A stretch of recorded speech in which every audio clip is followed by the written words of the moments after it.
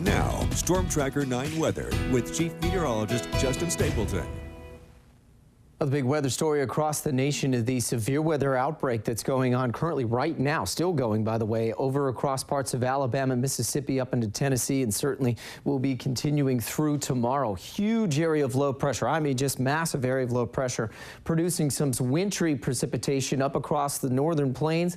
And then you get south of that where the jet stream is diving southward. And that's where they're getting their really, really nasty weather. So the setup is big area of low pressure, jet stream coiling in behind that. That's giving extra lift and spin to the atmosphere, and all of the warm air that's being drawn up ahead of that, so you're getting what's called wind shear, sort of a crossing of the winds. And that's what we've been seeing across central and eastern sections of Mississippi this afternoon. Zoom in a little closer and give you an idea of what we're dealing with this storm. It still has plenty of watches and warnings that are associated with that. And in fact, if I turn off all of the red boxes there that you see are all tornado warnings everywhere from just south of Huntsville, north Tuscaloosa. And then as you go southward in through central sections of Mississippi, already confirmed tornadoes in Tupelo, Louisville, Mississippi, where they've been seeing some damage as far away as Starkville, which is about 30 miles to the north. I'll have a picture that I put up on my Twitter page, and certainly I'll show you at 6:30 as well. Pretty amazing stuff. All right, so here's what we've got. High pressure ridge slowly starting to arch the clouds. Look, you can see them kind of going up and over top. As that ridge strengthens, it will continue to push northward. As it does, we'll also be looking at our weather improving in terms of not only temperature, but all of the cloud cover that we've had. And a lot of the rain from last week's very, very good, cool and settled forecast will be out of the picture as well. Speaking of rain, we've got what is trying to make it to the ground here, a little batch of cloud cover moving through. This is being broken off from a warm front. Now, we might get a couple of sprinkles between Corvallis and Eugene. I think otherwise it'll mainly just be overcast conditions, maybe a little bit of drizzle at times. Temperatures today much warmer, in fact a little above average, sitting at 66 in Corvallis, 65 in Eugene, almost touching 70 in Roseburg and Medford, 64 in Portland, and upper 50s to low 60s at the coast.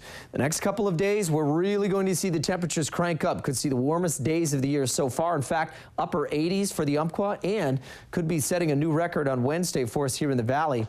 Well, we could be looking at temperatures in the mid-80s. Overnight tonight, we'll keep things on the cool side for tonight. We'll see overnight lows start to move up as well. And this is all because of this big area of high pressure lifting northward. As that strengthens and gets stronger, the jet stream continues to push up in towards Vancouver and western British Columbia. As that happens, that's when we really start to draw in the warm air from the south and southeast, and that'll even warm up along the coast. Temperatures will be in the 60s tomorrow, could be talking 70s by midweek. For the Umpqua tomorrow, quick return back into the mid to upper 70s and low 80s.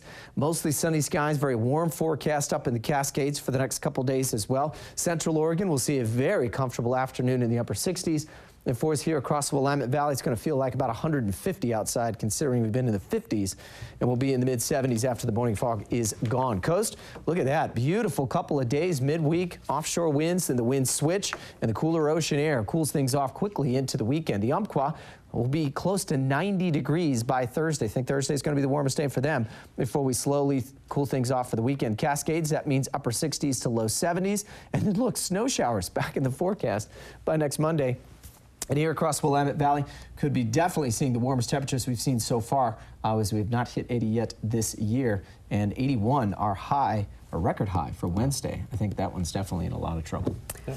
Not to be Debbie Downer or David Downer, I don't know what it is, but going from 86 back down to 61, though, we're cooling off just as fast. Yeah. It's going to be interesting to see. Welcome to springtime.